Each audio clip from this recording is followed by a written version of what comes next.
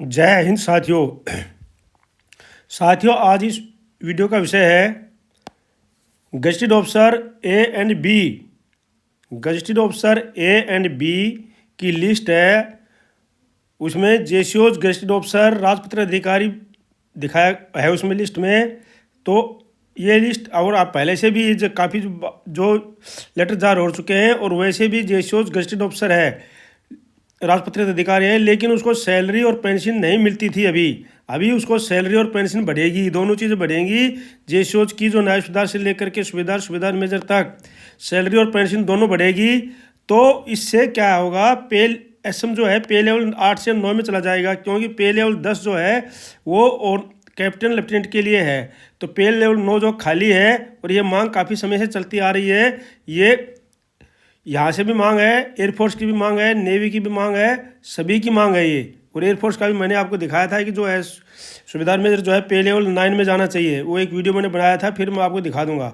तो जो है एसएम जो है पे लेवल 9 में चला जाएगा। नायब सूबेदार और सूबेदार जो है पे लेवल 8 में हो जाएंगे। इसमें सूबेदार साहब को जो नायब सूबेदार पे लेवल 8 में जाएगा, लेकिन जब वो सूबेदार बनेगा तो उसका इंक्रीमेंट लगेगा। इंक्रीमेंट लगने से उसके अंदर रैंक का इंक्रीमेंट लग जाएगा। वैसे अभी मांग है कि 2 लगने चाहिए एक साथ में, ये एनसीजीएसएम की मांग है, लेकिन उसके बाद उसमें अंतर हो जाएगा। तो ये नायब सूबेदार पे लेवल 8 में हो जाएंगे, और हवलदार जो है सीधा अभी पे लेवल 6 में चला जाएंगे, जो अभी 5 में आ रहे हैं, क्योंकि वो सीधा 7 में चले जाएंगे, 7 में, क्योंकि जब 8 में चले जाएंगे नायब सूबेदार तो सीधा हवलदार पे लेवल 7 में, नायक पे लेवल 6 में जाएंगे, और सिपाही पे लेवल 5 में। तो और इससे क्या होगा कि इनमें सभी रैंकों की सैलरी और पेंशन बढ़ जाएगी, और ये बिल्कुल सही है। और ये 100% आपको पे कमीशन में देखने को मिलेगा, और इसलिए ये आवाज़ बार बार उठ रही है। और सेना भी मान रही है कि भाई जेसीओज को गजेटेड ऑफिसर का पे और पेंशन मिलना चाहिए। और नायब सूबेदार का कोर्ट केस हो रखा है, वो भी मैंने आपको एक वीडियो में दिखाया हुआ है, आप देख सकते हैं उसमें कि उन्होंने नायब सूबेदारों ने कोर्ट केस किया कि भाई हमारे को, जब हम गजेटेड ऑफिसर हैं, और गजेटेड ऑफिसर कौन होता है वो मैं आपको आगे पूरा इसमें दिखाऊँगा इसमें, ठीक है नहीं। तो वो सारे के सारे इसमें आएंगे। और दूसरा न्यूज़ है, अगर फैसला 2006 से पहले रिटायर होने के वाले पेंशनर्स के पक्ष में आता है और उनके पक्ष में आएगा, ये 100% है। गवर्नमेंट भी कंफ्यूज है कि जो 25,000 करोड़ रुपया है, ये जो इसके ऊपर केस चल रहा है, क्योंकि 2006 से पहले रिटायर होने वालों की पेंशन कम है, तो उसका सरकार को 25,000 करोड़ रुपए का भुगतान करना पड़ेगा। ये पैसा सरकार के पास में है, और सरकार को कंफ्यूज है कि भाई, क्योंकि इसमें कोर्ट केस चल रहे हैं, क्योंकि 2006 से पहले के लिए और 2006 के बाद वाले रिटायरों में पेंशन का बहुत ज़्यादा अंतर है। तो साथियों, ये सारी चीज़ें आपको बताएंगे। तो अगर आप इस में वीडियो पहली बार देख रहे हैं तो आप सब्सक्राइब जरूर कर लीजिए, लाइक कर दीजिए। हर रोज़ डेली आपके पास ताज़ा समाचार मिलते रहेंगे। साथियों, कुछ साथी जो है कमेंट करते रहते हैं कि आप जो जेसीओज के बारे में, देखो मैं जेसीओज के बारे में नहीं लिखता हूँ, मैं कभी भी खाली एक उसके लिए नहीं लिखता हूँ, लेकिन आपको पता होना चाहिए कि जेसीओज के पेंशन, और मैं इसलिए इस पर ज़्यादा जोर डाल रहा हूँ कि जेसीओज की पे और पेंशन बढ़ने से, देखो या सोशल मीडिया का ज़माना है, मीडिया का ज़माना है, आपको ज़रूरी नहीं है कि आप रोड के ऊपर जा कर के लड़ाई करो तभी आपकी बात सुनी हो जाएगी। मीडिया के द्वारा भी बहुत कुछ सुनाया जा सकता है, सुना जा सकता है, ठीक है नहीं। तो ये सब चीज़ें जाएंगी, लोगों को पता चल देगा, ऊपर पे कमीशन को पता चलेगा कि हाँ भाई, जेसीओ एक जो है गजेटेड ऑफिसर है, और उसको एक आर्मी जो राष्ट्रपति है वो रैंक, उसके हस्ताक्षर से रैंक मिलता है, और राष्ट्रपति के द्वारा गजट नोटिफिकेशन जारी होता है, उसके अंदर इनका नाम होता है। तो इनको जब सभी सिविलियन को, जो मैं आपको दिखाऊंगा कि कौन कौन जेसीओ के बराबर जो गजेटेड ऑफिसर हैं, और उनको उनकी तनख्वाह मिलती है, उस रैंक की तनख्वाह मिलती है, तो जेसीओ को क्यों नहीं मिल रही है। तो ये चीज़ जो है जायज़ मांग है, और ये जायज़ मांग जब ऊपर उठ जाएगी तो इसके बढ़ने से सिपाही, नायक, हवलदार को डायरेक्ट और इनडायरेक्ट दोनों तरफ से फ़ायदा होने वाला है। डायरेक्ट और इनडायरेक्ट दोनों तरफ से फ़ायदा होने वाला है। इसलिए आप ये मत कमेंट करो कि भाई आप जेसीओ के पीछे क्यों पड़े रहते हो, ऐसा कुछ नहीं है। मैं सारे न्यूज़ डालता हूँ। अभी देखो 2006 से पहले और बाद में ये जितने भी हैं, इनको ज़्यादा फ़ायदा किसको है, सिपाही से लेकर हवलदार तक, क्योंकि उनको एमएसपी लागू होगी और उनको एमएसपी मिलेगी और उसका पेंशन का बेनिफिट होगा। तो सारे वो हैं, तो सारे न्यूज़ में डालता हूँ। तो ठीक है ना साथियों। और इससे तो डबल फायदा होगा सिपाही से हवलदार तक को। क्यों? हवलदार भी जेसीओ बनेगा, फायदा होगा, और सिपाही से हवलदार तक अगर मान लो जो जो बने उनको तो फायदा होना ही होना है, और जो नहीं बने हैं मान लो जो किसी कारण से रह जाते हैं उनको एमएससीपी मिलती है। अब एमएससीपी जब नायब सुधार की मिलेगी तो गजेटेड ऑफिसर की मिलेगी उनको।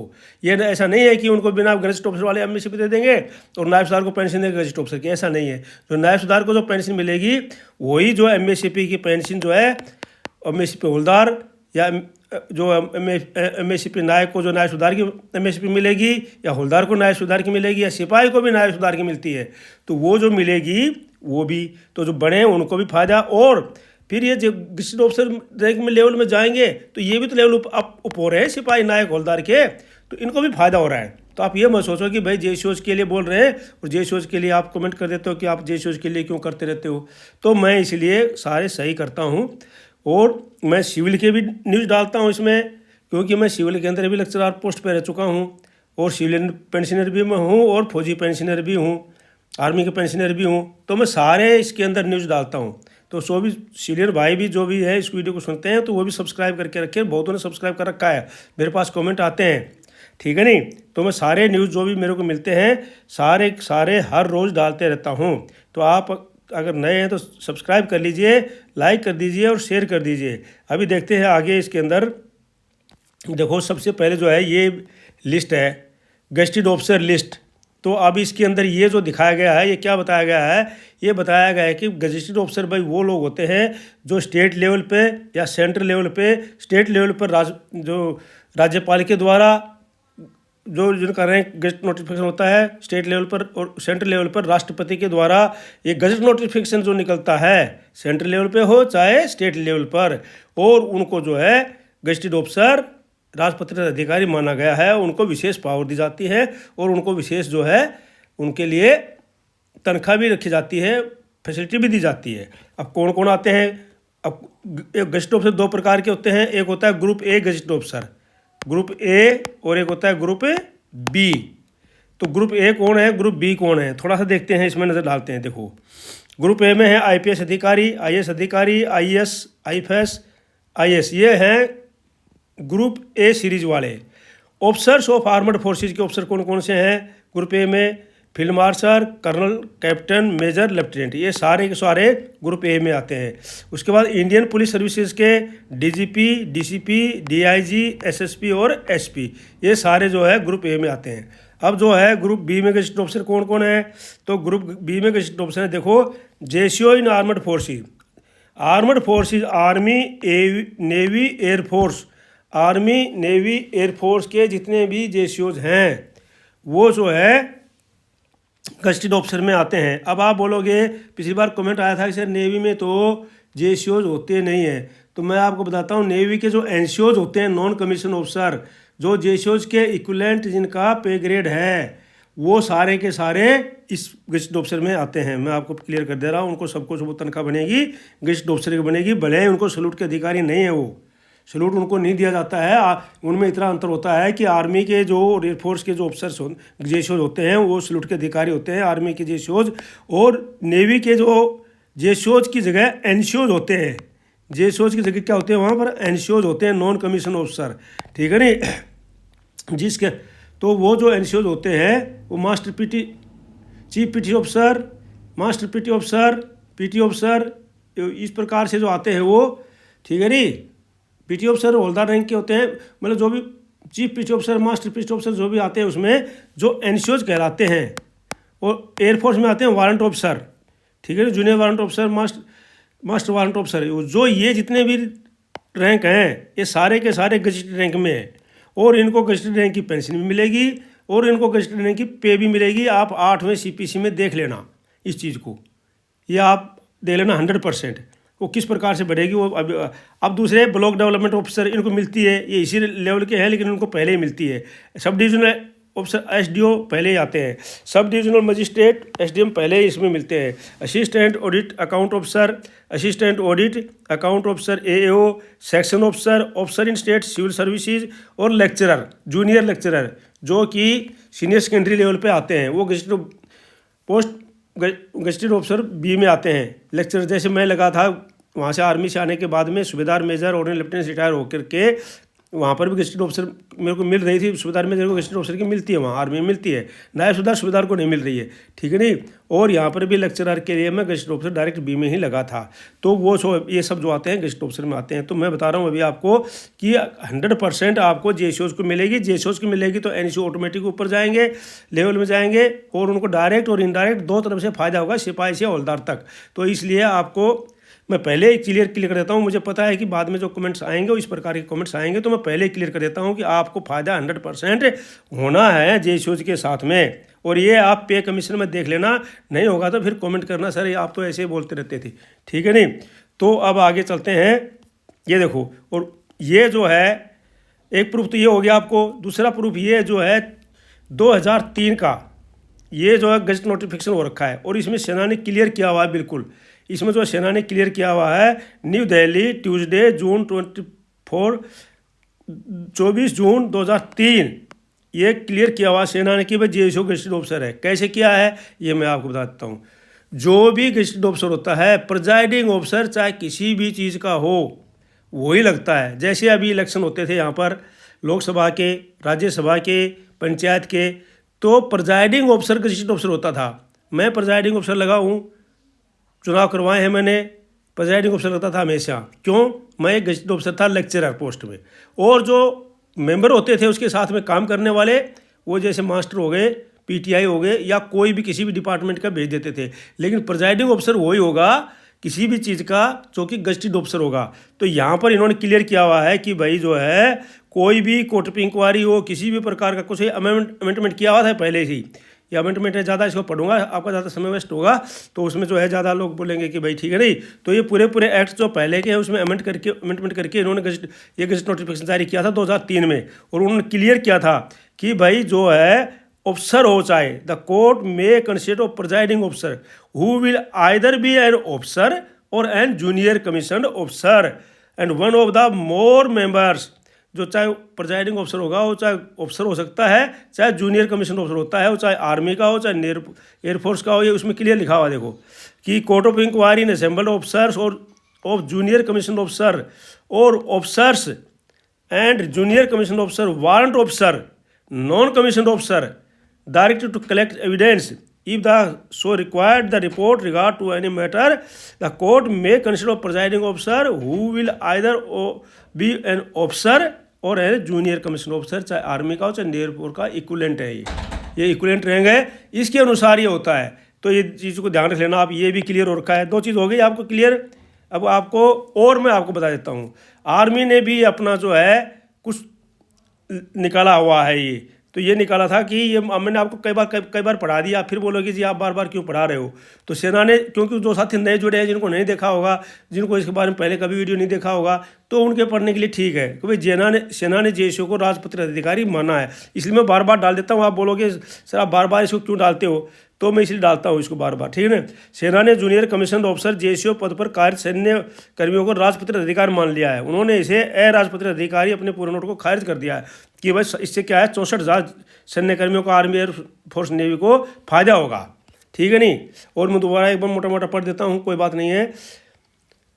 ये देखो उन्होंने नया आधिकारिक नोट स्पष्ट किए है। 2011 में उन्होंने एक आरटीएम बताया था कि भी जो है जेसीओ राजपत्रित अधिकारी नहीं है, जेसीओ क्या है अराजपत्रित अधिकारी, तो उसको खारिज कर दिया अभी सेना ने। और अभी सेना ने बोल दिया कि भाई जो है 64,000 जेसीओ है ये राजपत्रित अधिकारी हैं, ठीक है नहीं। ये क्या है, सारे के सारे राजपत्रित अधिकारी हैं 64,000 जेसीओ अधिकारी। जवाब में कहना है कि सेना के कानून के अधिकारी में जेसीओ की अलग परिभाषा थी, इसलिए उन्होंने हटा दिया। सेना के मौजूदा वेतन ढांचे के अनुसार सूबेदार मेजर और सूबेदार पद पर कार्य सैन्य कर्मियों को राजपत्रित अधिकारी मिलता है, लेकिन ये भी नहीं कि सूबेदार को नहीं मिलता है, सूबेदार मेजर को ही मिलता है इसमें राजपत्रित अधिकारी। तो इससे क्या है 55,000 नायब सूबेदार हैं, बाकी सूबेदार हैं, इनको सबको जो है सूबेदार मेजर के अराजपत्रित अधिकारी वेतनमान की श्रेणी में आते हैं। ये राजपत्रित अधिकारी गेजेट ऑफिसर है, लेकिन इनको तनख्वाह और पेंशन मिलती है नॉन गेजेट ऑफिसर की, अब वो मिलने लग जाएगी। तो इससे क्या है फायदा हो जाएगा। और दिखा रहा हूँ ये अब जो है सभी जेएसओ, नायब सूबेदार, सूबेदार मेजर को गजेटेड ऑफिसर माना गया है। गजेटेड ऑफिसर की पे एंड अलाउंसेस, तनख्वाह तथा भत्तों के लिए माननीय न्यायालय में अपील की गई है। वो केस मैंने पहले आपको पहले वीडियो में एक में दिखाया था कि भाई वो अपील जो है पूरी दिखाई थी। तो अगर फैसला उनके पक्ष में आता है तो नायब सूबेदार को 4600 का ग्रेड मिलेगा, सूबेदार को 4800 का और सूबेदार मेजर को 5400 का ग्रेड मिलने लगेगा और इसके अनुसार बेसिक पे और सैलरी बढ़ जाएगी। ठीक है नहीं, तो सारा बताया था। तो ये था जेएसओज के लिए। तो अब जो है इससे एक स्पष्ट हो गया है कि जेएसओज को जो राजपत्रित अधिकारी इस पे कमीशन में 100% माना जाएगा, 100% उसको पे एंड पेंशन मिली जाएगी और 100% जो है उसको बढ़ने से नीचे वालों के भी ऊपर बढ़ेगी। अब अगला न्यूज़ है, सरकार के सामने है 25,000 करोड़ रुपए की पेंशन दुविधा। पेंशन दुविधा क्या है वो मैं पहले ही बताया था कि 2006 से पहले सेवानिवृत्त हुए कर्मचारियों के बकाये पर कानूनी लड़ाई जारी है कि भाई जो है 2006 से पहले जो सेवानिवृत्त हो गए उनकी पेंशन में और 2006 के बाद में जो है उनकी पेंशन में ज़्यादा अंतर है, क्योंकि उनको एमएसपी नहीं लागू थी, एसीपी नहीं, एमएसपी लागू नहीं हुई थी। अब बाद में एमएसपी लागू हो गई लेकिन उनको पेंशन कम मिल रही है। तो वित्त अधिनियम 2025 2006 से पहले 2006 के बाद सेवानिवृत्त हुए लोगों के बीच पेंशन असमानताओं को लेकर चल रही कानूनी लड़ाई के बीच केंद्रीय सेवा पेंशन नियमों में संशोधन करता है। Akhil Bharatiya S30 pensioners association और FORIPSO ने पेंशन अंतर को चुनौती दी है, जिसमें दिल्ली उच्च न्यायालय में इसने 2006 से पहले सेवानिवृत्त हुए लोग के पक्ष में फैसला सुनाया है। अब देखो फैसला उनके पक्ष में सुना दिया है। अब सरकार को 25,000 करोड़ रुपए की संभावित पेंशन देनदारियों का सामना करना पड़ रहा है, देनदारियों का सामना भी करना पड़ेगा, तो उनके पक्ष में फैसला आ गया है। ठीक है नहीं, मैंने तो सुना था कि अगर आता है तो, लेकिन ये तो फैसला तो पहले ही सुना चुके हैं। वित्त अधिनियम 2025 के माध्यम से पेश किए गए केंद्रीय सेवा पेंशन नियमों में नवीनतम संशोधन 2 लंबे समय से चल रही कानूनी लड़ाइयों के बीच आया है, जिसने सरकार को 2008 और 2009 के बीच अदालतों में उलझाए रखा था। केंद्रीय प्रशासनिक न्यायाधिकरण कैट से लेकर उच्च न्यायालय से सर्वोच्च न्यायालय तक बढ़ते इन मामलों में कई हजार करोड़ रुपए की पेंशन देनदारियां हैं, पर गंभीर चिंताएं जताई हैं कि विवाद के केंद्र में ऑल इंडिया। तो साथियों मैंने आपको बता दिया अब 25,000 करोड़ रुपया जो है ये पेंशनर्स को मिलेगा। तो साथियों मैं सभी के लिए लिखता हूँ, अगर आप इस चैनल में नए बने हैं तो सब्सक्राइब कर लीजिए, ज़्यादा ज़्यादा लाइक कर दीजिए ताकि जेएसओज वाली आवाज़ जो ऊपर तक जाए और सुनाई हो। इसमें किसी का नुकसान नहीं है, फ़ायदा है। जवान एनजीओज ये ना सोचें कि भाई हम इसको क्यों सब्सक्राइब करें, ये आपको भी डायरेक्ट इनडायरेक्ट फ़ायदा है।